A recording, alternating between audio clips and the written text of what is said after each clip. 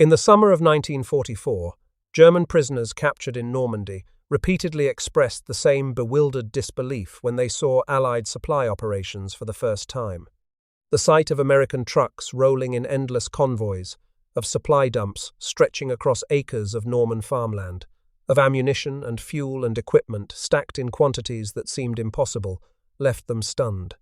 One sentiment echoed through countless prisoner interrogations during those weeks. The Germans had expected to face soldiers.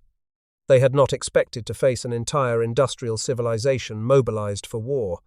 That reaction captured something his training at the finest military academies in Europe had never prepared him to understand.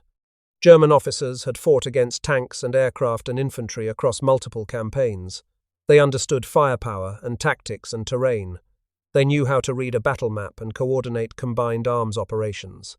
But nothing in their experience, nothing in their education, nothing in the proud traditions of the German military establishment could explain the sheer abundance of material rolling off those beaches day after day.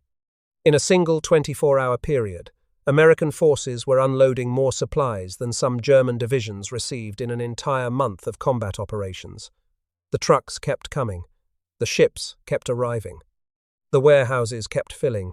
And somewhere in those summer weeks, watching the impossible become routine, German commanders understood that they had lost the war. Not on the battlefield where brave men fought and died, but in the factories and shipyards and oil refineries of a nation 3,000 miles across the Atlantic Ocean. This is the story of how American logistics defeated Nazi Germany. It is a story told not by American generals celebrating their victories, but by German officers themselves. The men who commanded armies and planned campaigns and watched their magnificent war machine grind to a halt for want of fuel and trucks and spare parts and ammunition. These men knew the truth before anyone else. They had seen it with their own eyes across every theatre of the war.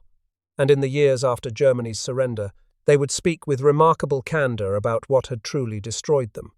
Field Marshal Gerd von Rundstedt was perhaps the most senior German officer to fight in the Western theatre. His military career stretched back to the Imperial German Army before the First World War. He had commanded Army Group South during the invasion of Poland in 1939. He led the decisive breakthrough at Sedan that shattered France in 6 weeks during 1940.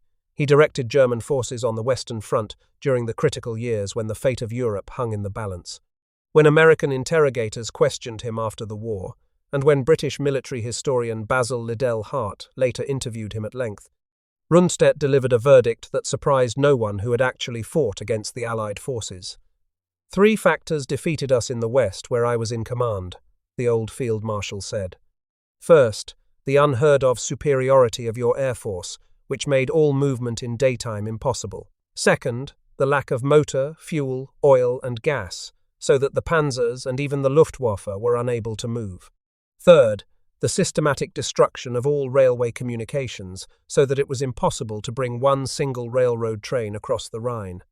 Throughout his interrogations, Rundstedt returned to the same theme again and again.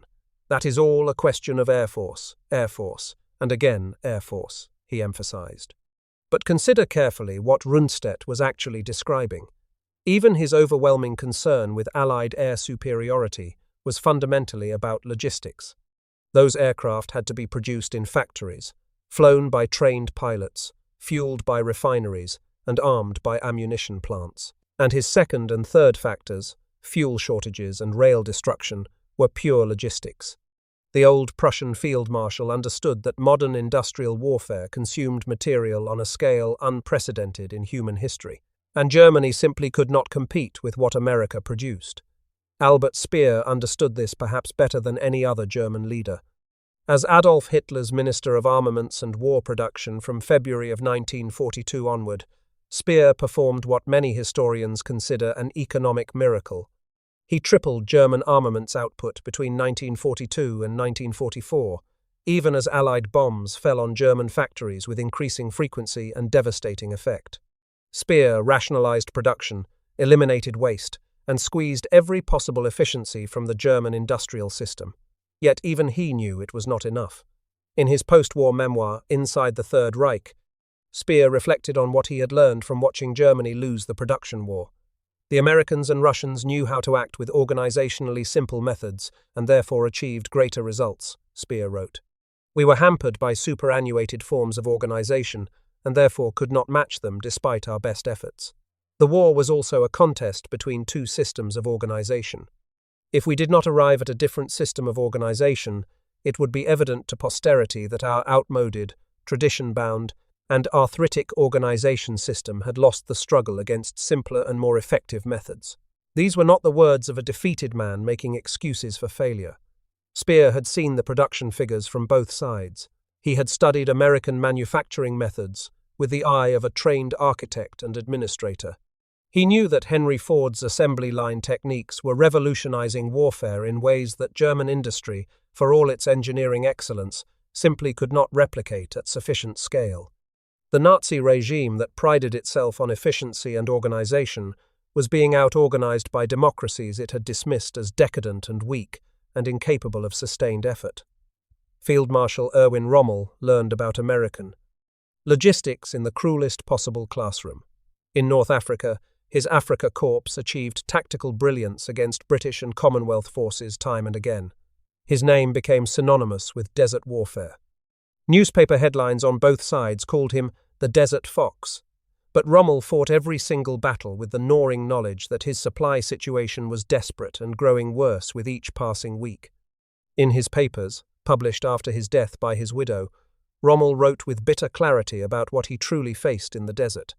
Anyone who has to fight, even with the most modern weapons, against an enemy in complete command of the air, fights like a savage against modern European troops, he wrote, under the same handicaps and with the same chances of success. In a separate passage, Rommel described the fuel crisis that haunted his every operation.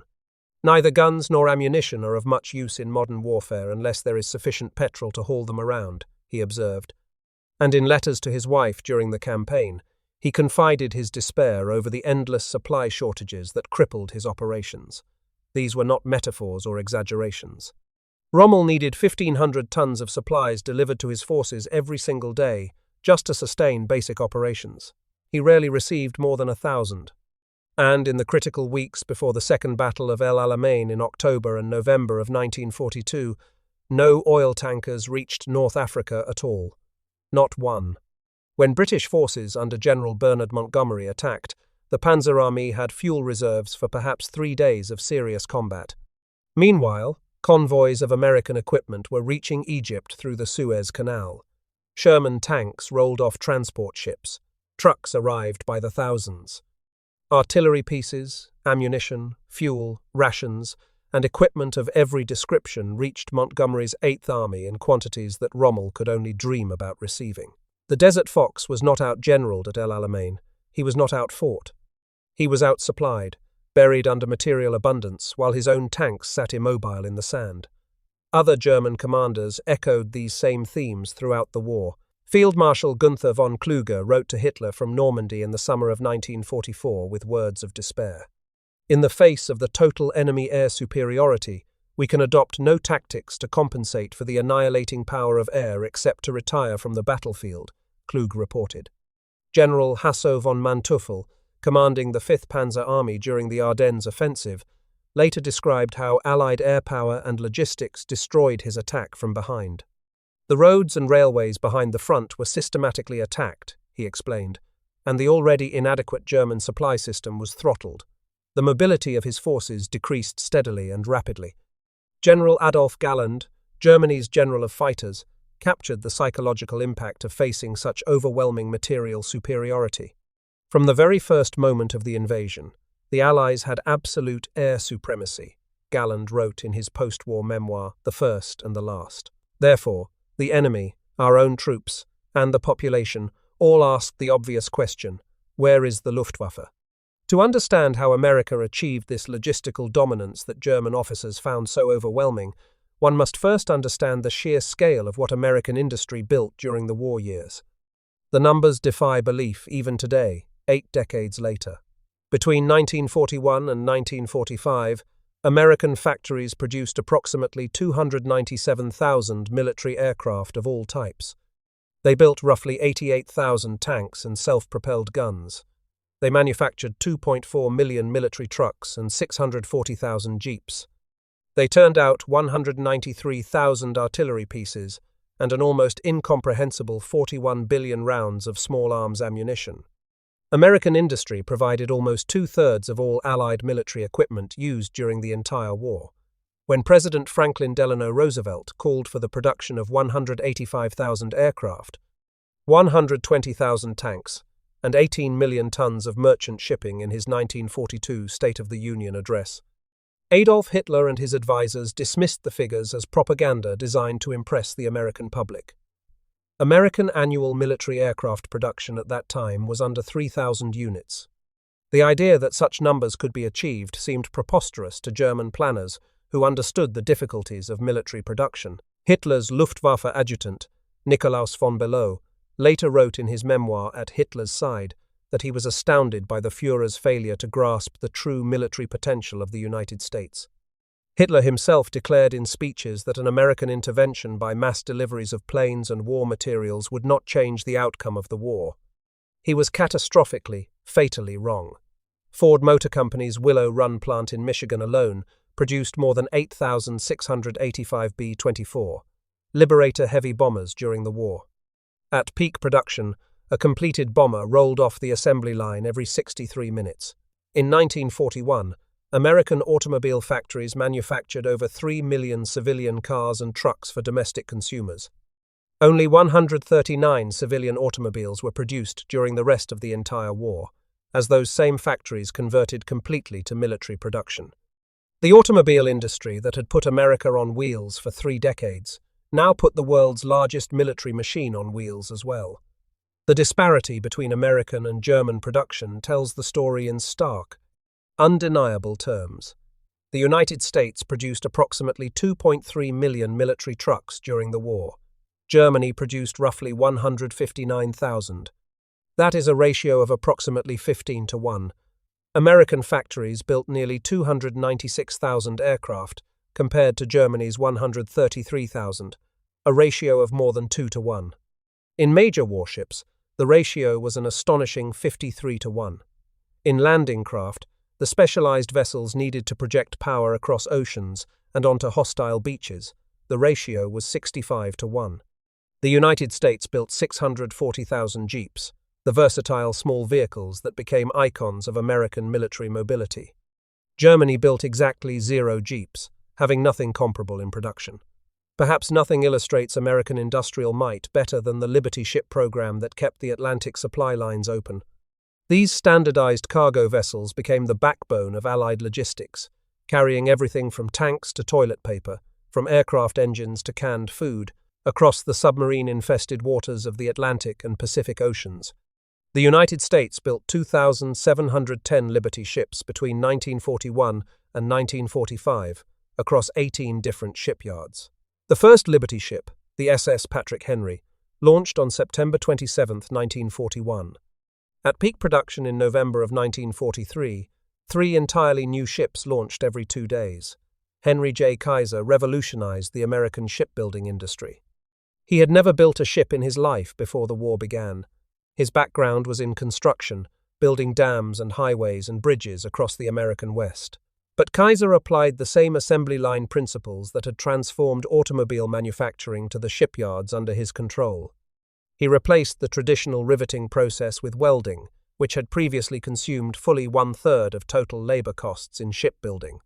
He prefabricated ships from 250,000 separate parts, assembled into massive 250-ton sections that could be moved into place by cranes and welded together in sequence. Skilled workers could be trained in as little as 2 days rather than the years of apprenticeship traditionally required. Initial construction time for a Liberty ship was 230 days from keel laying to launch. By 1944, the average across all American shipyards had fallen to just 42 days.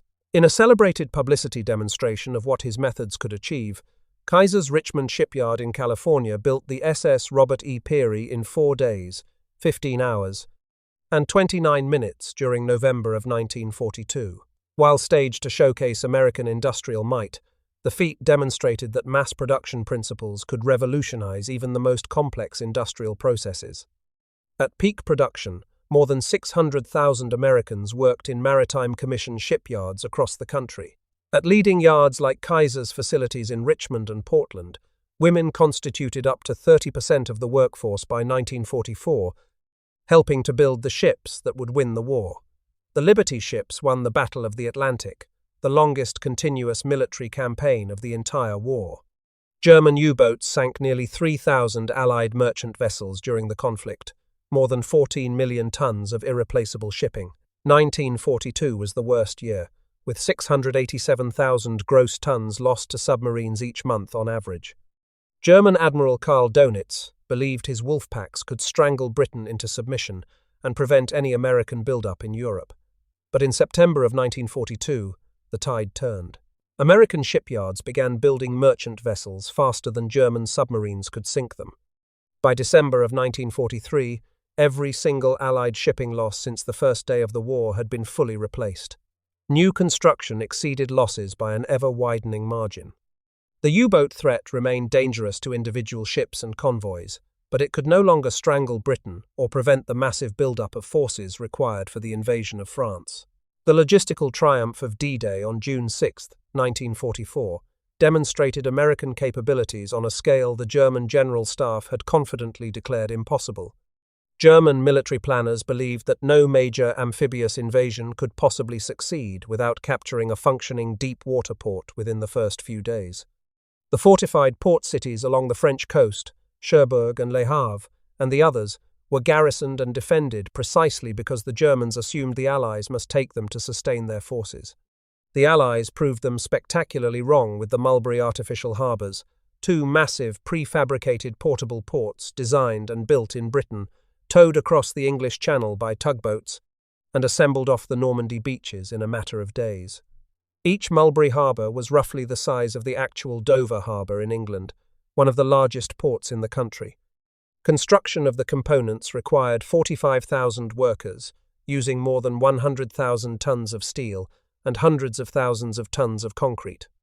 Winston Churchill himself had issued the original directive on May 30, 1942. "Piers for use on beaches," he wrote. "They must float up and down with the tide. The anchor problem must be mastered. Let me have the best solution worked out. Do not argue the matter. The difficulties will argue for themselves." His engineers made it work. The worst Channel storm in 40 years struck the Normandy coast between June 19 and 22, just 2 weeks after the invasion. The storm destroyed Mulberry A at Omaha Beach completely, wrecking the harbour beyond any possibility of repair. It was a catastrophe that might have crippled the entire invasion. But even this disaster revealed something remarkable and unexpected about American logistical capabilities. Beach discharge methods using LSTs, DUKWs, and Rhino ferries actually delivered higher daily tonnage than the surviving Mulberry Harbour at the British beaches. American ingenuity and determination found ways to move supplies across open beaches at rates that exceeded what the artificial harbours had been designed to achieve. Post-storm, Omaha Beach alone achieved 13,500 tons per day, exceeding its planned capacity by 15%. The remaining Mulberry at Arromanches on the British sector continued operating for 10 full months after D-Day, ultimately landing more than 2.5 million men, 500,000 vehicles, and 4 million tons of supplies. The overall Normandy supply operation staggered German observers who had dismissed such feats as impossible. By June 11th, just 5 days after the invasion, 326,000 troops had landed, along with more than 54,000 vehicles, and over 104,000 tons of supplies. By mid-July, 1 million soldiers were ashore, with more than 500,000 tons of supplies and hundreds of thousands of vehicles. By early September, more than 2 million Allied troops had landed with nearly 3.5 million tons of stores.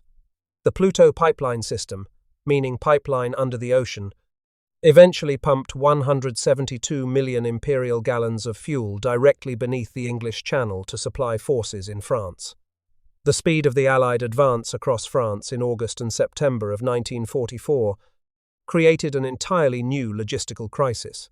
Supply lines stretched faster than anyone had anticipated.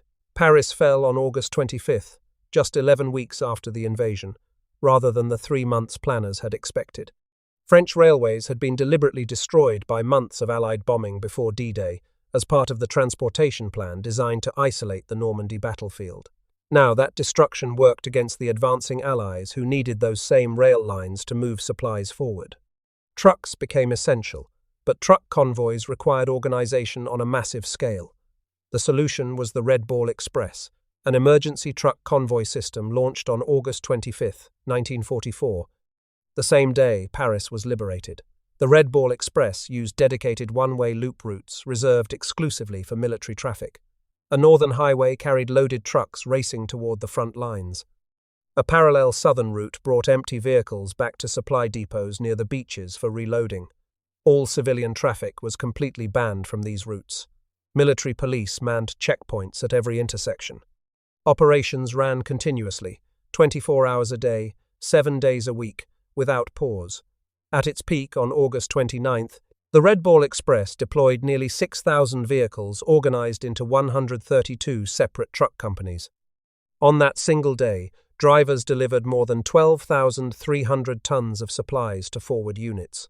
The workhorse vehicle of the Red Ball was the GMC CCKW 2.5-ton truck, universally known as the Deuce and a Half.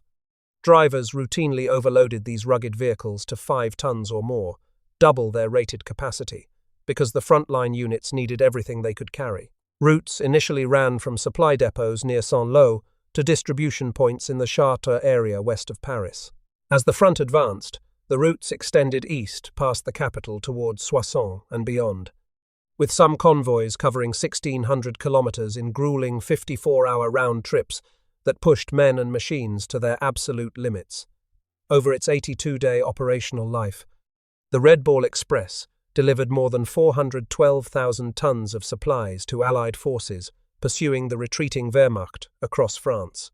The system generated over 121 million ton-miles of transport work, an almost incomprehensible achievement of organization and endurance. Approximately 73 to 75% of Red Ball Express drivers were African-American soldiers, serving in a segregated army that overwhelmingly assigned black servicemen to support and service roles, rather than combat. Units.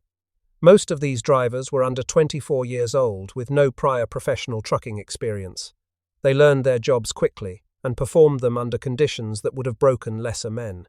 Colonel John S. D. Eisenhower, the Supreme Commander's son, later wrote in his book, The Bitter Woods, that the spectacular nature of the advance through France was due in as great a measure to the men who drove the Red Ball trucks as to those who drove the tanks at the front. The operation consumed equipment at a staggering rate. 40,000 tires wore out in the first month of operations alone. Drivers routinely removed the speed governors installed on their trucks and pushed their vehicles to 60 and 70 miles per hour instead of the mandated 25. Batteries died, transmissions failed, drive shafts fell off, and engines burned out. Jerry cans of fuel, worth $100 each on the flourishing French black market, disappeared by the millions, with over 3.5 million cans reported lost in October of 1944 alone. But despite all these problems, the system worked. Without the Red Ball Express, General George Patton's Third Army would have halted in its tracks, out of fuel and ammunition, while the Germans reorganized their shattered defenses. While American trucks rolled across France in endless columns day and night, German forces faced a logistical reality that most people today would find almost impossible to believe. The Wehrmacht, despite its carefully cultivated image of armored blitzkrieg with sleek tanks and motorized infantry racing across Europe, actually entered the war with approximately 75% of its divisions dependent on horses for transport. Germany employed roughly 2.75 million horses during the entire conflict, with approximately 1.1 million animals in active military service at any given time. A standard German infantry division fielded over 5,000 horses that required 53 tons of fodder delivered every single day just to keep the animals alive and working. That fodder requirement alone represented more than 1/3 of the division's total daily supply needs. Of 264 German divisions active in November of 1944, only 42 were armored or motorized formations. The rest marched on foot and moved their supplies and artillery with horses just as armies had done for centuries. German prisoners of war captured in Normandy and elsewhere often asked their guards a bewildered question that revealed the gulf between the two armies. Where are the horses? They had been trained to believe that horses remained essential to military logistics. The idea of a fully motorized army seemed impossible, even fantastical. Yet here were the Americans with their endless streams of trucks and jeeps, their bulldozers and cranes, their fuel tankers and mobile repair shops. Not a horse anywhere in sight. The world these German soldiers had known was being swept away by industrial power on a scale they could barely comprehend. The disparity in mechanization between the two forces reflected fundamental economic realities that no amount of German engineering excellence could overcome. Before the war began, the ratio of privately owned automobiles to total population was approximately 1:5 in the United States. In Germany, by 1938, that ratio was roughly 1:50. American factories could mass-produce trucks because America had been building automobiles by the millions for more than 3 decades. The industrial infrastructure existed. The workforce was trained and experienced. The supply chains for steel, rubber, glass, and components were well established. Germany possessed none of these advantages at anything approaching comparable scale, despite its reputation for engineering and manufacturing prowess.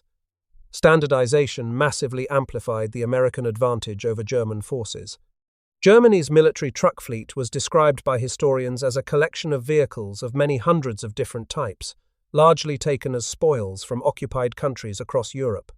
French trucks, Czech trucks, Polish trucks, Dutch trucks, and dozens of other models all required different spare parts, different maintenance procedures, and different fuels. The Shell Plan of 1939 attempted to rationalize German military vehicle production, reducing 114 different lorry types to just 19 standardized models. Full standardization was never achieved before the war's end. German mechanics faced a nightmare of incompatible parts and unfamiliar designs. American forces standardized on just a handful of proven vehicle designs. The GMC CCKW Deuce and a Half, the Studebaker US-6, and the Willys Jeep formed the backbone of American military transport. Parts were fully interchangeable across vehicles built by different manufacturers in different factories across the country. A carburetor from a truck built in Detroit would fit perfectly on a truck built in Los Angeles. General Dwight David Eisenhower called the 2.5-ton truck one of the 6 most vital American weapons that won the war. Germany's heavy reliance on railroad transport for strategic military movements created devastating vulnerabilities that Allied forces ruthlessly exploited. Military historian Martin van Creveld calculated that replacing rail transport with road movements to reach Moscow during Operation Barbarossa would have required at least 10 times the number of motor vehicles actually available to German forces. The Germans had no choice but to depend on railways. In the Soviet Union, different track gauges between German and Soviet railways forced German engineers to convert more than 23,000 kilometers of captured track, a massive infrastructure project conducted under combat conditions. Soviet partisans understood the German dependence on rail and attacked it relentlessly. On the night of August 2nd to 3rd, 1943, during the coordinated partisan offensive known as Operation Rail War, German forces recorded nearly 11,000 explosive charges laid against railway infrastructure across the occupied Eastern Territories. In France, before D-Day, French resistance saboteurs working with Allied Special Operations Forces destroyed locomotives, blew up bridges, and disrupted rail operations constantly. Allied bombers joined the campaign against French railways, destroying 500 locomotives in March of 1944 alone. Rail traffic capacity across France dropped by 60% before the invasion even began. As the war situation deteriorated for Germany, the rail crisis became catastrophic. By March of 1945, German weekly freight car loadings had collapsed from a pre-war level of 900,000 cars to just 214,000. That represents a 76% decline in the fundamental capacity to move supplies, reinforcements, and equipment across the Reich. Fuel shortages ultimately paralyzed the Wehrmacht completely. 92% of all German aviation gasoline came from synthetic fuel plants that used complex chemical processes to convert abundant German coal into liquid fuels suitable for aircraft and vehicles. Peak production from these synthetic fuel facilities reached approximately 124,000 barrels per day in early 1944. Then came the Allied oil campaign that Speer had warned Hitler would prove decisive. Beginning on May 12, 1944, American and British heavy bombers launched a systematic campaign against German synthetic fuel production. The primary target was the massive Leuna chemical complex. After the first raids on May 19th, Speer delivered a stark warning to Hitler. "The enemy has struck us at one of our weakest points," he said. "If they persist at it this time, we will soon no longer have any fuel production worth mentioning." The Allies persisted. The results exceeded anything the Allied planners had hoped to achieve. By September of 1944, just 4 months after the campaign began, German synthetic fuel output had crashed to approximately 5,000 barrels per day. That represents a 96% decline in production in less than half a year. By February of 1945, aviation fuel production had fallen to roughly 1,000 tons total for the entire month, effectively a fraction of 1% of early 1944 levels. German aircraft sat on runways unable to fly. Tanks sat in motor pools unable to move. The loss of the Ploesti oil fields in Romania to advancing Soviet forces in August of 1944 eliminated that major source of imported crude oil entirely, cutting off what had previously supplied 30 to 40% of Germany's petroleum imports. The cascading effects of the fuel shortage reached every single corner of the German military establishment. Training hours for new Luftwaffe pilots dropped dramatically, from approximately 240 hours in 1942 to just 110 hours by 1944. Meanwhile, Allied pilots were receiving 350 hours or more of thorough training before being sent into combat. The qualitative advantage in pilot skill compounded the quantitative advantage in aircraft numbers. In February of 1945, the German army massed 1,200 tanks at the Baranov bridgehead on the Vistula River in Poland, preparing to counter a Soviet offensive. Those tanks, representing a substantial portion of Germany's remaining armoured strength, were immobilized for lack of fuel. Soviet forces overran the position. In the final weeks of the war, German army trucks were seen being dragged forward by teams of oxen because no gasoline remained to run their engines. More than 60% of all Wehrmacht motor transport was completely immobilized by the time of Germany's surrender. American petroleum infrastructure, by contrast, seemed essentially inexhaustible, no matter how much the military demanded. United States military fuel consumption increased by a factor of 35 during the war years, rising from 14,600 barrels per day to 525,000 barrels per day. The American oil industry and logistics system met every single requirement without significant shortfall. American forces fighting in Europe consumed roughly 100 times more gasoline in World War II than American forces had used in the entire First World War. The Big Inch pipeline, stretching 1,254 miles from Texas oil fields to refineries in New Jersey and completed in 1943, ensured that domestic fuel supplies would never falter. The Battle of the Bulge in December of 1944 and January of 1945 demonstrated the logistical disparity between the two sides in dramatic miniature. When Germany launched its Ardennes offensive on December 16th, its attacking formations started with only enough fuel for perhaps 6 days of sustained combat operations at best. Adolf Hitler explicitly informed his commanders that they absolutely must capture Allied fuel dumps along the route of advance in order to sustain the attack beyond its initial momentum.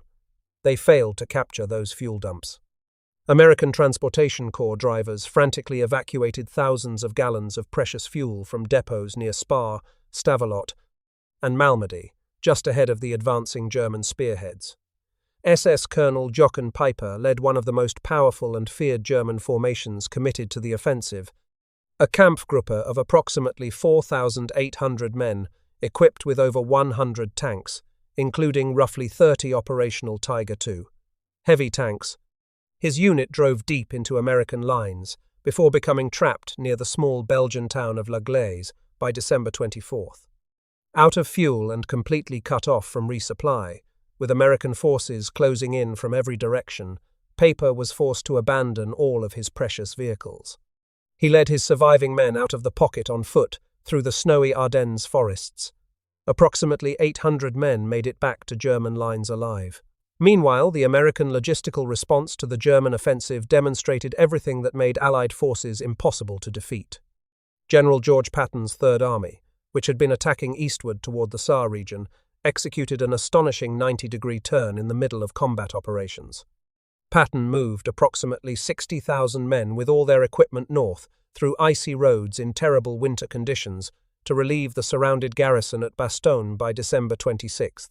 When weather finally cleared enough for aircraft operations on December 23, American transport planes flew 144 tons of desperately needed supplies in a massive airdrop from 241 C-47 aircraft. Artillery units at Bastogne opened fire on German positions using ammunition that had landed just minutes before, barely giving the supply crews time to clear the drop zones. American logistics also sustained America's allies throughout the war. The Lend Lease program provided approximately $11.3 billion worth of material to the Soviet Union alone, a sum equivalent to roughly $205 billion in modern currency. The total shipments amounted to 17.5 million tons of every conceivable type of military and industrial material. The deliveries included more than 427,000 trucks, with the Studebaker US-6 becoming so iconic in Soviet service that over 20,000 Katyusha, multiple rocket launchers, were mounted on its sturdy chassis. Lend Lease provided over 50,000 jeeps, more than 13,000 tanks of various types, approximately 14,000 combat aircraft, and critical industrial equipment, including nearly 2,000 locomotives and over 11,000 railroad freight cars, along with more than 600,000 tons of railroad rails. American factories supplied approximately 58% of all the aviation fuel consumed by Soviet air forces during the war, including 90% of the high-octane fuel required for modern aircraft engines. American chemical plants provided 53% of Soviet explosives consumption. American aluminum smelters supplied more than half the aluminum used in building Soviet aircraft. The shipments included 4.5 million tons of food that helped feed the Soviet population and military, 15 million pairs of army boots, and nearly 1 million miles of field telephone cable, along with 380,000 field telephones. Soviet leaders made private admissions that contradicted their public propaganda about the self-sufficient triumph of Soviet arms. At the Tehran Conference in November of 1943, Joseph Stalin told President Roosevelt and Prime Minister Churchill directly that the United States was a country of machines. Without American production, Stalin acknowledged, the war would have been lost. Nikita Khrushchev, who succeeded Stalin as Soviet leader, admitted in Memoirs, published only in the 1990s, decades after his death, that if the United States had not helped them, the Soviet Union would not have won the war against Germany. One-on-one against Hitler's Germany, Khrushchev wrote, they would not have withstood its onslaught and would have lost. Marshal Georgy Zhukov, the most celebrated Soviet military commander of the war, was secretly recorded by Soviet intelligence services in 1963 during a private conversation. One cannot deny that the Americans shipped over to us material without which we could not have equipped our armies held in reserve or been able to continue the war. Zhukov stated bluntly, we did not have sufficient explosives or gunpowder. There was nothing to load rifle cartridges with. Historians have concluded that without American Lend-Lease trucks, locomotives, railroad cars, and other transport equipment, every single Soviet offensive from Stalingrad onward would have stalled at an earlier stage. The Rhine crossings in March of 1945 demonstrated Allied logistical capabilities on a scale that rivaled the D-Day landings themselves. For Operation Plunder, Field Marshal Bernard Montgomery massed over 1 million soldiers, thousands of artillery pieces, and 250,000 tons of supplies and equipment along the western bank of the Rhine River. One British corps alone was assigned 8,000 combat engineers equipped with 25,000 wooden pontoons, 2,000 assault boats, and 650 powered storm boats for the crossing. American engineers of the 17th Armored Engineer Battalion built a treadway bridge spanning 1,152 feet across the broad Rhine in just 6 hours and 15 minutes, setting records that stood for decades. Within days of the initial crossings, the United States Ninth Army had multiple bridges spanning the Rhine with a bridgehead extending 35 miles wide on the eastern bank. Hitler never truly understood the nature of the enemy he faced. According to Speer, the Führer believed that the Americans had not played a very prominent part in the First World War. Hitler thought that no such thing as an American people existed as a unit, that they were nothing but a mass of immigrants from many nations and races incapable of sustained unified effort. This racial contempt blinded him to the economic and industrial realities that would determine the war's outcome. By 1944, American gross domestic product had reached approximately $1.5 trillion in 1990 adjusted terms, roughly 3.4 times the size of Germany's entire wartime economy. Speer himself tried desperately to adopt American methods within the German system. He followed Henry Ford's manufacturing principles wherever possible to improve German factory efficiency. He created committees to rationalize production and eliminate duplication. He fought against the competing fiefdoms of the Nazi bureaucracy that wasted resources on overlapping projects. But Speer was fighting against the entire structure of the regime he served. Competing ministries guarded their prerogatives jealously. Political considerations consistently overrode economic rationality. Labor shortages grew steadily worse as more and more men were called to the front lines. In his post-war testimony and writings, Speer acknowledged that the German labor supply was simply becoming too limited to replace the workers lost to military conscription. America faced no comparable constraint. Its continental homeland was completely untouched by enemy action throughout the entire war. Its workforce was growing rather than shrinking. Its industrial base expanded even as it fought on two fronts against the most powerful military forces the world had ever seen. The total American war production effort defied anything Germany could hope to match. United States munitions production totaled approximately $106 billion during the war compared to Germany's $53 billion. American industrial output effectively doubled in the space of just 4 years. Meanwhile, American factories were simultaneously supplying the Soviet Union, Great Britain, France, China, and dozens of other Allied nations. The combined Allied production exceeded Axis output by a factor of 3 to 1. No amount of German tactical brilliance or individual heroism could overcome such fundamental material disparity sustained over years of grinding attrition. Today, the trucks and ships and warehouses that won World War II have largely passed from living memory. The Liberty ships have been scrapped or converted to other purposes or left to rust at abandoned piers. The deuce-and-a-half trucks that roared across France have become collector's items displayed at museums and military shows. The Red Ball Express routes are ordinary French highways again, carrying tourists and commercial traffic with no sign of their wartime significance. The shipyards that built a vessel every day have been converted to other uses or demolished entirely. But the fundamental principle those machines demonstrated remains as valid as it was 8 decades ago. Modern warfare consumes material on an industrial scale that would have astonished every commander in history before the 20th century. Armies cannot fight without fuel and ammunition and food, and spare parts delivered in quantities that stagger the imagination. The side that masters logistics, that produces more and moves more and sustains more than its enemy, will ultimately prevail regardless of tactical setbacks along the way. The German officers who faced American logistics in World War II understood this truth with painful clarity. They spoke of it in their post-war interviews and memoirs with a respect that bordered on awe. They had faced the most powerful industrial nation in human history, at the absolute peak of its mobilization for total war. They had been buried under mountains of steel and fuel and ammunition that seemed to flow without limit from across an ocean they could not cross. Rundstedt with his 3 factors, Rommel with his desperate fuel shortages, Speer with his organizational analysis, they all reached the same conclusion. It was not simply the bravery of American soldiers, though that bravery was real and consequential.